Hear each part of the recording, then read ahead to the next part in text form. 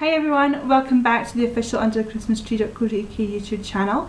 I'm Holly and I'm going to be doing another demonstration today. This is on Deadlist 60 by Imagination. It's based on BBC Earth and it's for ages 8 plus and between 2 and 6 players. So let's just go through how you play the game. So first of all, let's just take a look at the board game. Another wipeable surface, which means it's going to be quite simple to wipe away any sticky marks you may get on this. It is quite a large board game, which means mums and dads are again going to need quite a large surface in order to play this game, and a flat surface at that as well. The game board is quite simple. As you can see, I'm back here somewhere. The game board is quite simple, and as you can see is brightly coloured in green, blue, pink, red, all of those colours, orange. It has all the Deadlist 60 characters on here. So also included in the board game are player cards. You have to split these into 3 sections, but I will come to more details in a minute. You also get a dice, a 30-second sand timer. You get place card holders, your place cards, and some Deadlist 60 facts on some animals and things like that. So let's just go through the object of the game. You set off around the game board collecting the essential medical supplies, trek equipment and physical strength items before tracking down Deadlist 60 animals. The first player to successfully track 3 Deadlist 60 animals wins the game. So that's the object of the game. To get started, you place the game board in the middle of the table with the dice and the sand timer to one side. Shuffle the cards into their 3 separate decks. One deck is the Deadlist 60 animal cards, the other is risk cards, and the other is item cards. So split these into their appropriate piles. Each player selects a coloured skull and places it on the matching coloured base camp. So this is it here. These are the player cards, and you just put them into here.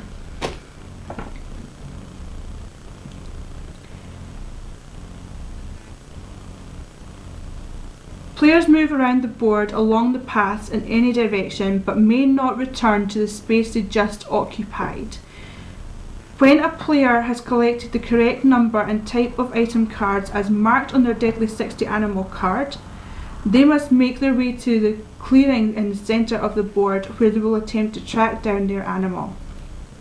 A player cannot hold more than 4 item cards of the same type at any one time during the game. If a 5th card of the same type is drawn, it must be placed back to the bottom of the pack of cards. Upon arriving in the centre of the board, the player first returns the item cards that were required to track the animal to the bottom of the item card deck.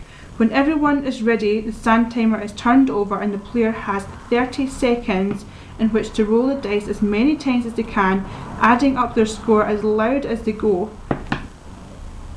If the player rolls more than the tracking number marked on their Deadlist 60 animal card, they have successfully tracked the animal and may keep the card.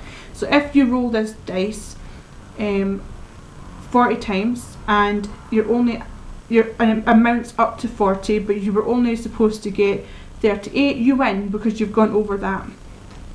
You have then tracked your animal. If they fail to score enough points, they have failed to track that animal and must return to their base camp. Players must draw a new Deadlist 60 animal card after any successful or unsuccessful tracking. So you don't win the entire game by doing that, but you do definitely guess your correct animal and you've found it, and you get to move on to the next part.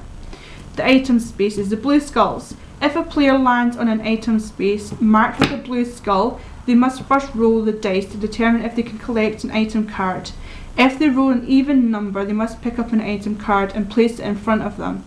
But if they roll an odd card, then they may not pick up an item card and their turn is over. The supply store spaces. If a player lands on a supply store space, they may discard one of their item cards by placing it at the bottom of the deck before drawing a new item card from the top of the deck. So you really want to land on one of these if you have an item card that you're not keen on. To swap the next item, a player must visit the other orange store space on the board. Each time you swap a card, you must visit a new store space. Risk spaces, which are red skulls.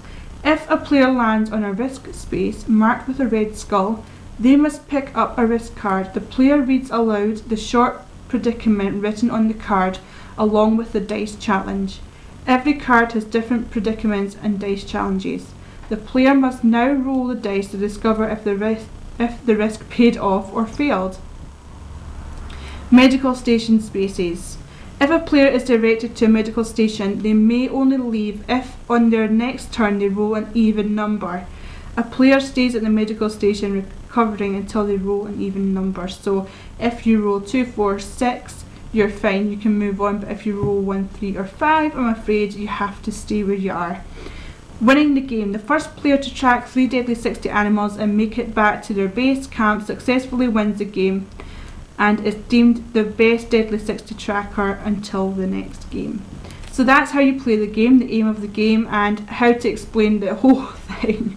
I even got myself a little bit mixed up, but we have played this game and it is very simple to play once you start playing it. So it's not something you have to worry about whether it's going to be too complicated or not. It is quite straightforward. As I mentioned, the game was made by Imagination and based on BBC Earth, so I will put links in the description bar below on where to go to visit all of those websites. Alternatively, you can visit us at UndertheChristmasTree.co.uk, where you'll find reviews, information and some prices. Until then, thank you very much for watching. Bye!